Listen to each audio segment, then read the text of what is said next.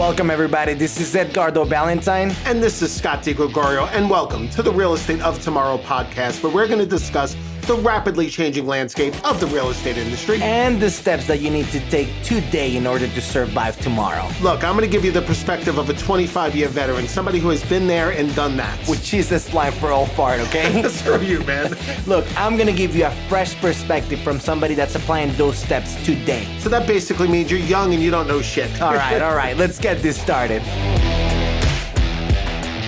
Welcome to the Real Estate of Tomorrow podcast. This is Edgardo Balentine, and I'm here with my co-host, Scott DiGregorio. What's up? What's going on, man? Nothing much, man. Super pumped for today's episode. Yeah, this one is exciting because, it's one of those episodes where I think it hits everybody, right? People that are interested in buying, selling, people that are in the business, obviously.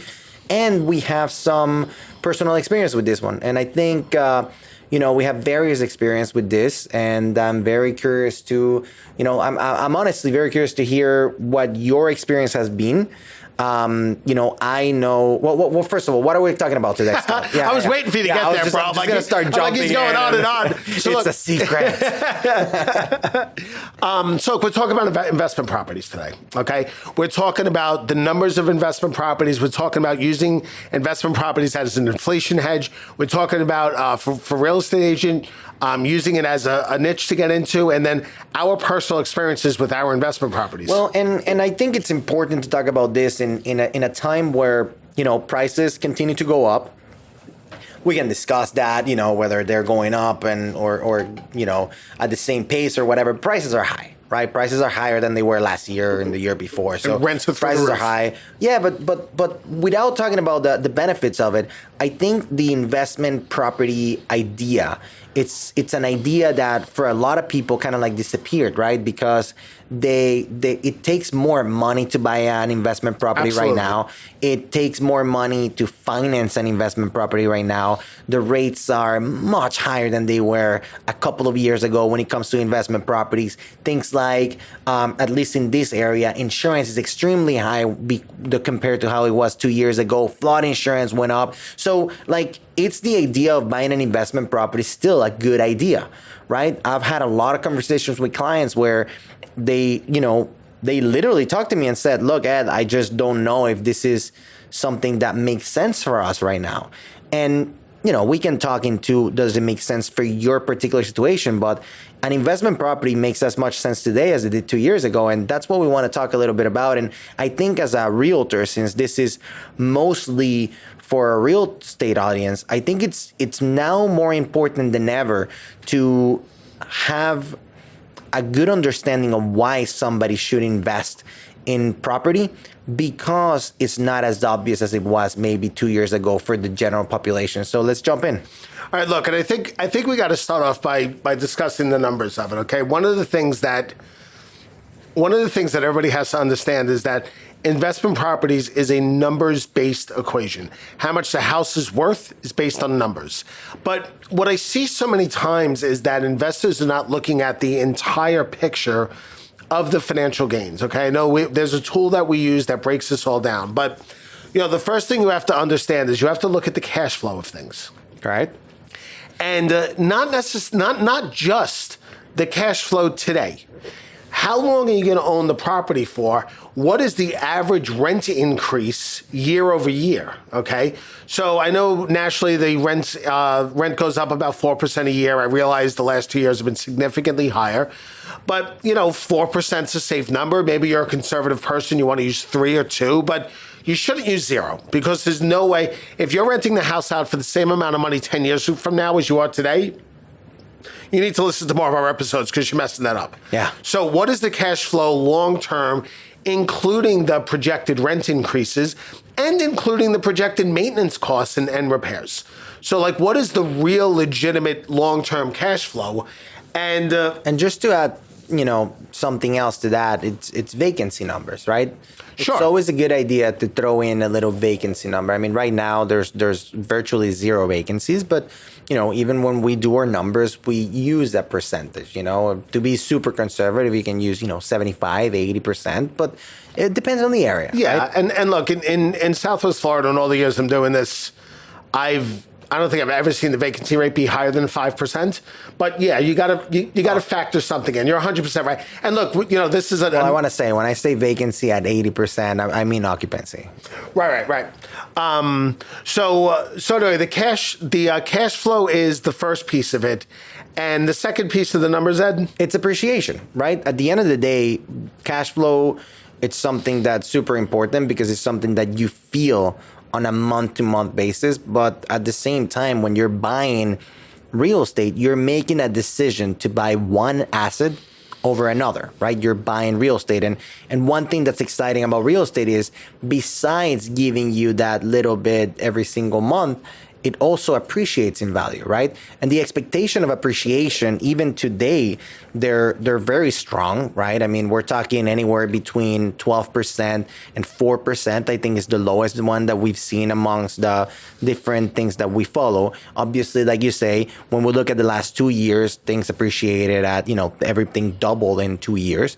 But when you take an asset where you can put, you can let's say spend 20% to buy 100% of that asset, right? To own that, and that asset appreciates at a 4% year over year. Since it's the full amount that appreciated at 4%, when you count that, compound interest, when you count that for 3, 4, 5, 10 years, it's a significant amount of money that you end up having in that asset. So that's the second bucket of people that buy real estate for. Absolutely. And the next one is something called amortization gain. So how much are you going to pay down the mortgage? You got to keep in mind that every time you make a mortgage payment on any of your pieces of real estate, I consider it a forced savings account. A portion of that payment goes towards principal. That is amortization gain, paying down the principal of the mortgage, assuming you don't have an interest on the mortgage. So that's the other piece of it. As you're paying down the mortgage, you're literally buying more equity every single month you make the payments. The longer you have that mortgage, the higher the percentage of the payment that's going towards the principal is. So that's the next piece of the puzzle. Yeah, and I would say those are the three main buckets, right? I mean, one other thing that I think it's important to mention too is real estate is an asset class that even though it's not an easy asset class to liquidate per se, right? It's not something where you can just, it's funny. We just had an episode on the iBuyer, which would make it kind of easy. But, right now it's not something where you can just click a button and the next day you have the money. It is an asset class that you can relatively easily borrow against. And, there's different ways that you can take advantage of that type of asset to, collateralize and put, take loans against, and that makes it a very interesting asset class as well. Absolutely. Now, one other benefit that's not necessarily the financial benefit like the other three, but I think it's really important to talk about, is the tax benefits of it. Yes. Okay. I mean, I think we can call that a fourth bucket. Absolutely. And I know that's not on the report that we give out because everybody's tax situation is different. It's not the report that we give out to everybody, but we do, go a little deeper in that when we talk to one person individually, and we, because like you're saying, it's different from person to person and what your income is and what your tax bracket is, or your W-2, 1099, all those things. But you can have significant tax savings if you hold real estate. Absolutely, you can, and I think that's. I think that's an important thing. The other thing that maybe we should have started with, but I know when a new investor comes to me, my first question is, what's your goal? Okay, is your goal, I want to make as much money per month as possible? Like maybe I need the money, right? Like I need the cash flow. And, maybe in that case, we're looking at short-term rentals. Maybe we're looking at multifamilies, things of that nature. Is the goal short-term cash, fix and flip? And fix and flip, everybody thinks is like a 60-day window. Like maybe you buy a property, keep it for 2-3 years, and then sell it. Or is it just long-term gain? Like I know I look at my real estate properties as kind of like a pension plan. One day I'm going to stop writing loans, and at that point, I don't want my income to drop. And, having X number of pieces of real estate providing me with that money is, is what I look at it. So I don't care about the cash flow today. I care about the cash flow 20 years from now. So I think that that's a very important distinction, because which of those categories you fall into, at least when I'm working with a client, drives the entire conversation from that point forward. Not to derail the conversation, but I think that's a big takeaway for agents. I think it is our responsibility, if we believe in real estate as a great asset class when it comes to as a great investment, right? I think it's our duty to at least open the eyes to any buyer. Today we're talking about investors mainly, but even first-time home buyers, of the fact that at the end of the day, whether right now the goal is to just buy a house where you're going to live in, and that is the primary goal, and maybe that's the goal when you're looking for the house and all that. Let's not forget that this can also be a great investment. Maybe not, if not right now, in the future. That's a conversation that my lender, my realtor didn't have with me when I bought my first house, that I wish they would have. And that I have seen now that I am able to talk about this with my buyers. I have seen how many first-time home buyers have listened to that idea. Many of them have continued to buy their house with the idea of that being their forever home, because most people think that. But I've also seen some other first-time home buyers shift quickly, swiftly, and go, okay, maybe that's right. Maybe this first house that I'm buying, maybe I should put more of an investor hat on, live in that house, like you say, for maybe a year, turn that into an investment property, and then leverage that house to buy my second home. And I've seen a lot of people, make more money than they could have ever imagined, or start very early creating that retirement plan because they were open to that idea. So again, let's continue to talk about investors and all that, but I think it's a missed opportunity if you're not at least opening the eyes to your clients about the fact that any piece of property that they're buying could be, if not right away, could be a potential investment property, and buying with that idea, it's not bad. Look, I remember during the bottom of the market, and a member of our military called me and said, Scott, I have X amount of dollars. I want to buy 2 investment properties. I'm going to put down 50% each. And I said, Eric, no, you're not. You're going to put down the bare minimum, and you're going to buy as many as you possibly can. And let me explain to you the difference between debt and leverage. And, we could do a whole other episode on that, but he was, he followed my advice, and a half dozen years later, he calls me up and he's like, hey, Scott, it's so-and-so. Do you remember me? I'm like, of course. And he said, I was calling you up to thank you. And I'm like, awesome. What did I do? And he said, Scott, I just got out of the military and I took a look at everything. And because I took your advice, I never have to work again. Yeah. And thank you so much, Scott, for forcing my hand in that direction. And I think that the concept of leverage is an important one, but I want to circle back around to something you said, that it takes a lot of money to get to buy an investment property. And I think it'd probably be very valuable for me to share with everybody the advice I give to people. I get a lot of new investors that come to me, and the problem is the money. Sure. Right. I mean, it's a real problem. And I remember I had this couple came to me and they said, Scott, we want to be rich in real estate. I said, cool. I said, how much money do you have in the bank? And they said, 30 grand.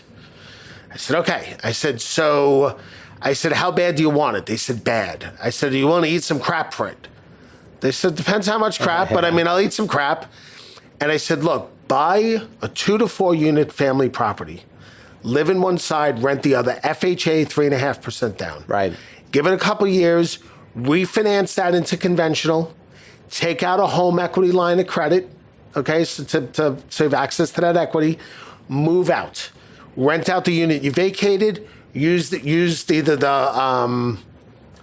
home equity line of credit money to buy another multifamily, live in that for a couple years. I said, if you did that with a fourplex, once every 2 years, you're going to end up with 20 units. Right. Even if it's once every 4 years, you're going to end up with 12 units after 12 years. So it is a very important thing to keep in mind is that you do not need a mountain of cash to buy investment properties. That's what we call house hacking nowadays. Yes. That's what we kids call house hacking. So You buy the house, you live in the house, you put the house for rent, you move into another house. But now, you young guys have all these great all this great terminology. It sounds better on TikTok. But again, the reason why it's a hack, or the reason why, Scott is specifically talking about an FHA and all that and eating crap and all that, is because you have to buy it with the initial intention of living in the property. Yes. Right? Now, that's different if, let's say I live in the house I live in right now and I want to buy an investment property. And if I'm not going to live in the property, if it's not going to be a vacation home, if it's just going to be an investment property, technically, and this is the reason I say it's expensive, is because I bought my first investment property, 4 years ago. I put 15% down, and that was fine. With 15% down, I didn't have to pay any points, so it was a good rate. Right now, although technically you can buy an investment property by the book with 15% down, you don't want to. Well, you're gonna have an outrageous rate, and you're gonna have to pay 5 points to get into that rate anyways. Right. So it is true that today it's more expensive than it was 4 years ago to buy an investment property. I was talking to a client recently who was vacating his primary residence, was going to convert it into a rental, and wanted to buy a new property. And I was like, HELOC the snot out of that house before you move out of it. Yeah. As you know, I redo my HELOC every couple of years as values keep rising, and I have that as my war chest to buy investment properties with, so I could put down 25%. That's right. Get the best possible terms. From my standpoint, it's 100% financing. Exactly, it is. Right? I mean, I'm pulling it from two sources, but it's the same thing. So, so look, let's talk about one other thing that I think is also a huge miss, which is a cash-on-cash return. Okay, if somebody buys a $500,000 house and it goes up 20% in 2 years, they go, "Wow, my property went up 20%," and that is only correct if they paid cash. And this is the power of leverage. So let's say they bought that $500,000 house, they put down 20%, which is $100,000. Then the property goes up 20%. Their cash-on-cash return is 100% in that it's scenario. 100%, because they put down $100,000, and the $100,000 made them $100,000. So make sure when you're talking to people, and I hear real estate agents, frankly, and lenders messing this up on a pretty regular basis, and the cash-on-cash return is the thing that we have to look at. So, Edgardo, why don't you talk about inflation hedges, and then let's get into our own personal experiences, because we have some different mindsets on investing. Yeah, I like real estate as an inflation, as I see it as an inflation hedge too, because I feel protected by the rent.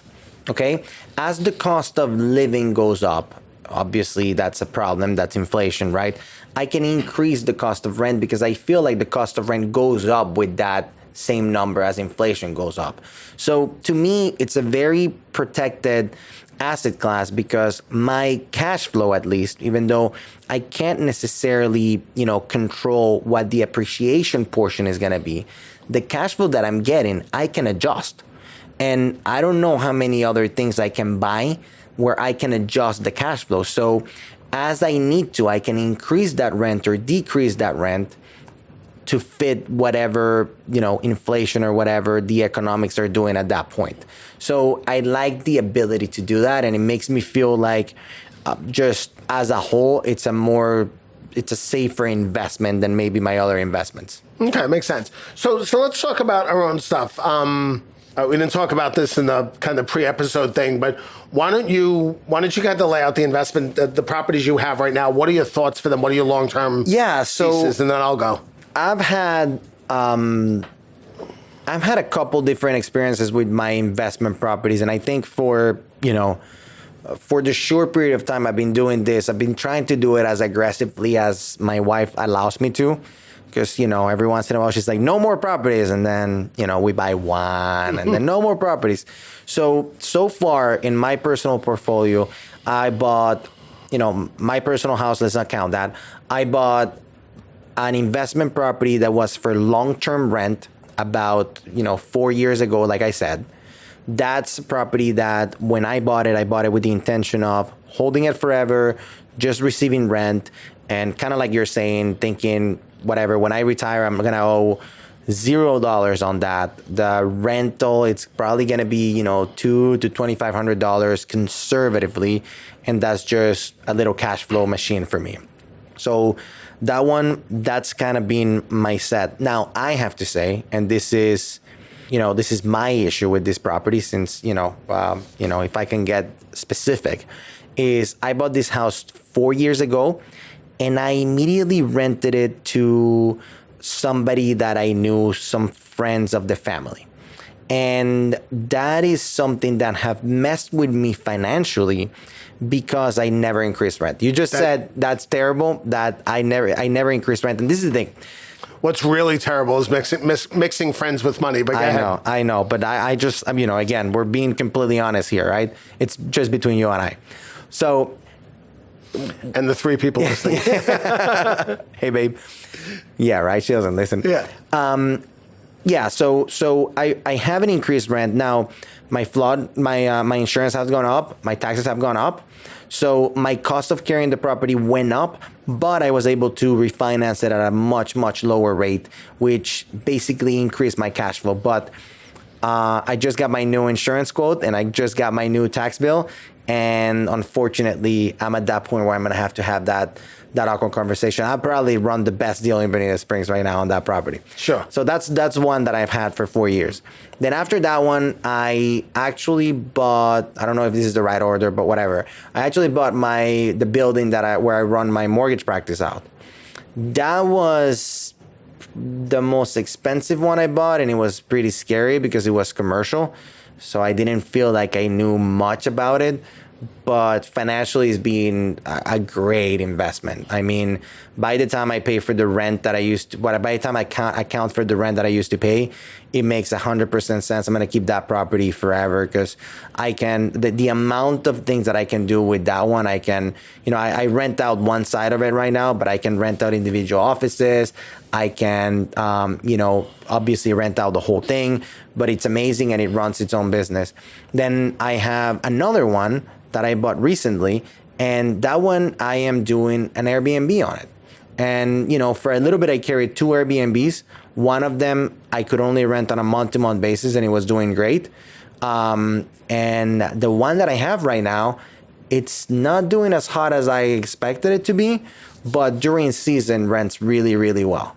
So the math still makes sense, even at the high rate, even with the flood insurance and everything, just for the amount of money that I can get during season, it makes all the sense in the world. So that's kind of like how my investments are, and all over the place, right? Some commercial that I think I'm going to keep forever.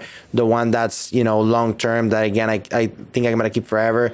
The Airbnb, I'm excited to see how, like, if seasons continue to be as strong, or if I turn that into a long term. I don't know yet. Okay, so let me ask you a question. I know with my stuff, I knew people in leading up to the 2008 crash that were heavily, heavily, heavily invested in real estate and just got their asses kicked.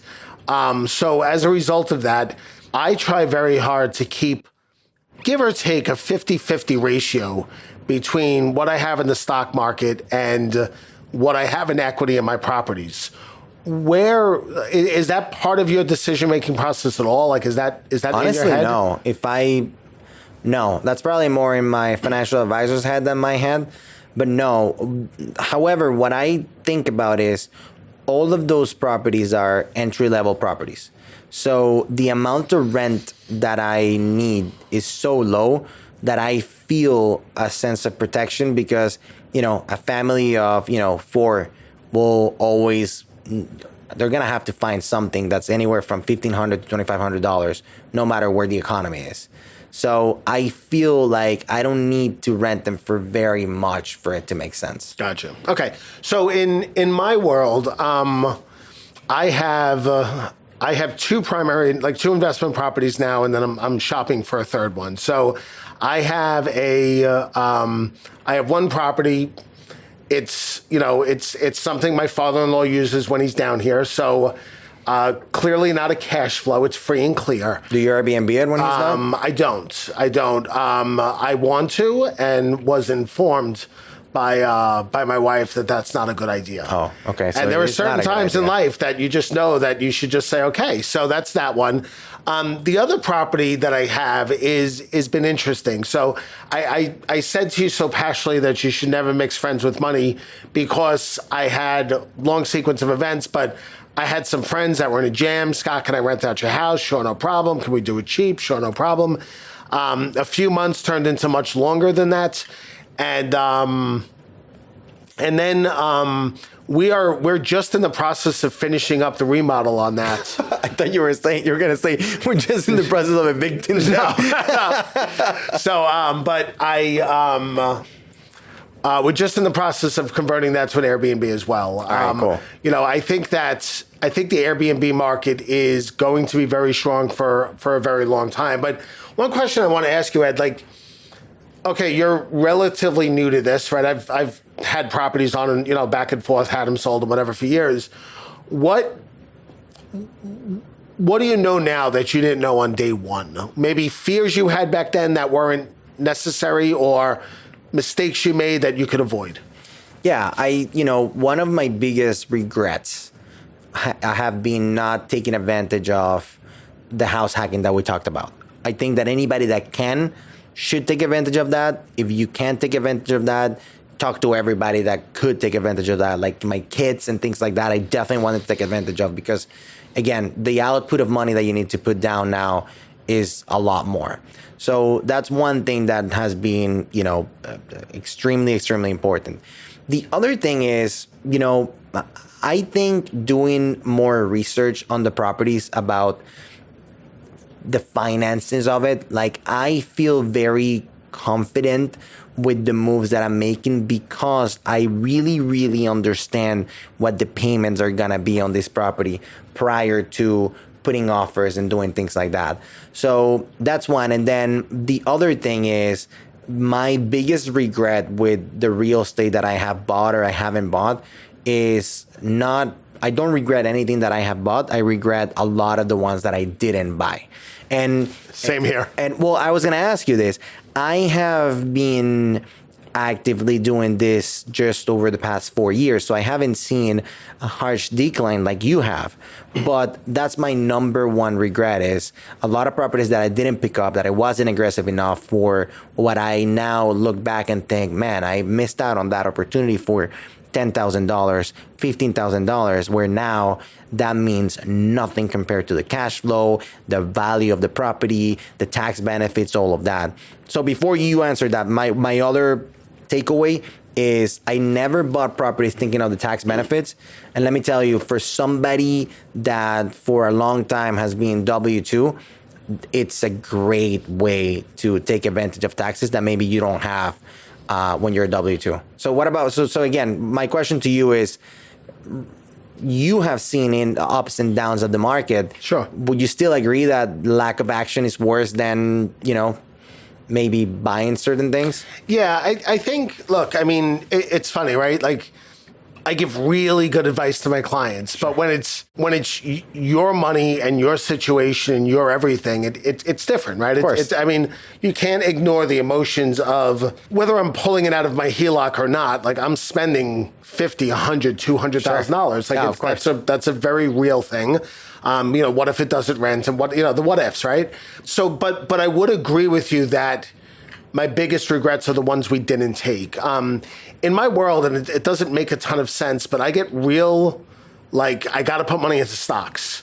And I just, like, I'm laser focused on that. And I'm like, crap, I need more properties. And I go out and I buy more properties. Right. You're more concerned about that split. Yeah, I really, that watching people lose everything all around me is not something you shake off. Well, let me ask you, the split in your mind, is it a split based on the equity of the property? Is it a split based on the overall, price of the property? Equity. The equity that you have. The equity, the leverage portion of my real estate I don't own. Okay. Is the way I look at it, right? So I have a $500,000 house, I have $300,000 on it. That $200,000 in equity, I want $200,000 in the stock market to offset that. Okay. And if I have 3 of those properties, then I want $600,000 in the stock market to offset it. Now, what are your thoughts on selling property to achieve that? So Because, that's all nice and beautiful when you're making a lot of money and you can throw it in the stock market. But what if, you're in a position where a lot of people are right now where their properties double and triple in value, and now they don't have that money in the market because the market did the opposite in the last year. So somebody like you, if you didn't have a lot of money in the market, what would you do? Would you sell to then put in the market? So I have I have a lot of trouble selling my assets. Like another thing that I do, and I'm not giving financial advice. This is what works for me. Please don't go there. But my stock market strategy, for lack of a better term, Warren Buffett said S&P 500 fund is the way to go. So 75% of my money goes into there. 25% of my money goes into Tesla. I've been a Tesla investor for a long, long time. And the rest Dogecoin. What was that? The rest goes to Dogecoin. Yeah. And the challenge I have is that my Tesla stock has far outgrown my S&P stock. Yeah. And when I talk to my financial advisor, who's the same as yours, my brother, how do we rectify that? And the answer is sell your Tesla stock and move it to S&P. And there is literally no chance I sell my Tesla stock, and there's literally no chance that I sell my real estate. So to answer your question, Ed, if I'm in a situation like that where the real estate has just far outpaced, I'll stop buying real estate and just put all of my available funds into the stock market until we get close. Now, I'm not saying my eyes aren't open. I almost bought a property a week or two ago. I couldn't make the numbers work, but I'm not saying my eyes are not open to an opportunity. Opportunities I'm always looking for, but it's not what my focus is on. Got it. That's interesting. I have been very focused on real estate lately. My wife is the one that has stopped me. I ask her to look at properties all the time, and she thinks this is enough. Now, she doesn't base it in numbers necessarily. She just feels like this is enough. But again, like you say, sometimes you just agree. So let me ask you something. If you were to just quickly, Airbnb or long-term rental? That's not quickly. I don't think there is a quick answer to that. I think we live in Southwest Florida. Like, if I owned a property in Iowa, I would imagine long-term rental is the way to go. So I think you got to look at a couple different things. I think you got to look at what your goals are. The other thing with Airbnbs, and again, we're both stepping into this market here soon. I expect them to be a lot more work. I don't know if that's true. My experience with it, which was just the second half of last year, it was definitely more work than my long-term rental, but it wasn't. When you have one or two, you have a good cleaning lady. I don't think it wasn't that big of a deal for me, to be honest. Like, it wasn't. I'm sure at some point it becomes that. It wasn't that big of a deal to me. Now, did you handle it or did your wife? My wife. Okay. It wasn't maybe that's why she's saying more. Yeah, I just want to point out what certain members what certain members of the audience are definitely thinking. But either way, it's more work, right? So, how much is your time worth and blah, blah, blah. So I think that's a factor of it. I think, and I don't know this to be true, but I would imagine that in parts of the country, Airbnb is a terrible idea. And in other parts like here, it's a brilliant idea. So I don't know. I think what's important is to, find good real estate agents, find good lenders where you could really, find good financial advisors where you could really objectively have those conversations. One thing I know is this: once emotions get involved in investing is when mistakes start to happen. Yeah, I think you hit it 100%. I think it's very important to surround yourself with a team of people that understand the difference between just buying a property and buying a property as an investment. It's a completely different set of things that you need to look at. We, for example, on the lending side, we run a lot of different reports for our clients that are interested in purchasing a home for investment, where we hit all of those buckets. And we always talk about an exit strategy, and we always talk about what does it look like if you decide to get out of this property in 2 years? What are the numbers versus 5 years versus 10 years? What happens if the rent is lower than you think? Like, all of those things are things that, you can put into different systems that we have, and maybe be a lot more comfortable with those numbers. And I think that, at the end of the day, look, man, we're lenders here. Just anybody that's listening to us right now and have been thinking about an investment property and all that, what would you say is like the biggest issues or the biggest things that you get surprised that somebody that wants to buy an investment property doesn't know, or runs into issues when they're trying to buy an investment property? What would you say those things are? I think too much optimism is probably the biggest problem. Okay, running numbers on best case scenarios is a part of the equation, but it is not the equation. You need a best case scenario, a worst case scenario, and a what if. I was helping a client with this a few weeks ago. Very, very nervous client, first time investor, and what I ran was, what percentage of the year does it have to be occupied to break even? Right. And it was a duplex, and the answer was 62%. I'm like, we're sitting in a vacancy factor of 1. Right. Like, it could grow to 38%, and you're still not losing money. You're still breaking even. So I think too much optimism is probably the biggest mistake.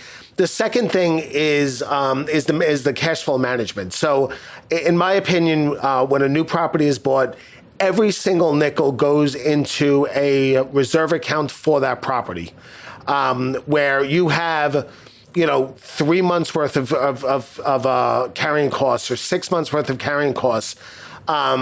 You're planning on the new roof. You're planning on the new HVAC. You're planning on the new maybe electrical or what have you.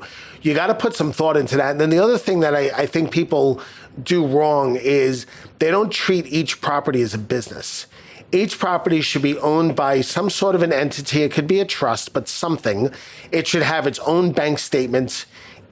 Your accountant should be involved in setting this up.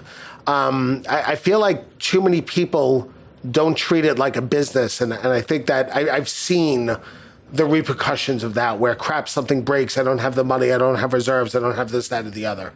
Well, guys, this is an invitation to everybody listening out there. There's definitely interesting options out there.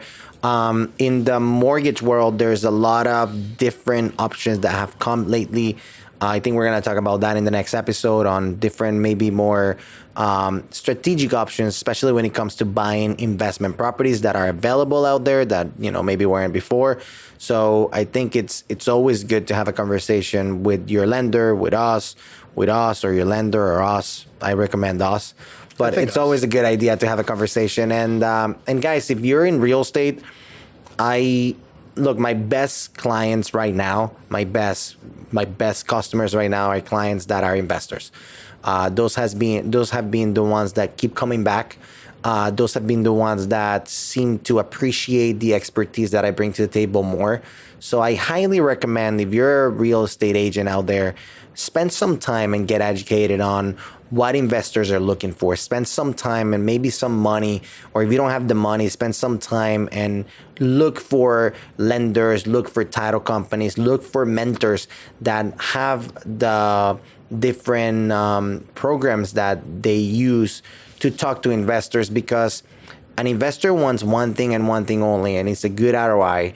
It's to hit their goals, whether it is, any of those buckets that we're talking about. And it's very easy to land them, for lack of a better word. It's very easy to befriend them if you speak their language. But at the same time, if you don't, it's very easy to push them away. So get yourself educated on that. Get yourself educated on what they're looking for. And I promise you, that's a great niche to be in. Absolutely. All right, guys, I think that wraps it up, man. That was a great one.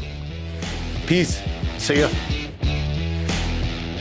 Well, thank you guys for listening. And now it's your turn to implement everything you learned today. Look, you have a question, you have a topic for a future episode? Share with us. Yeah, tell us what you're doing. What are you doing today so you could be successful tomorrow? Send us an email at success@realestateoftomorrow.com. And don't forget to leave us a review, an honest review. Screw an honest review. Leave us a 5-star review. And for every 5-star review we get, we're going to send you a badass real estate meme t-shirt. Those shirts are hilarious. See ya.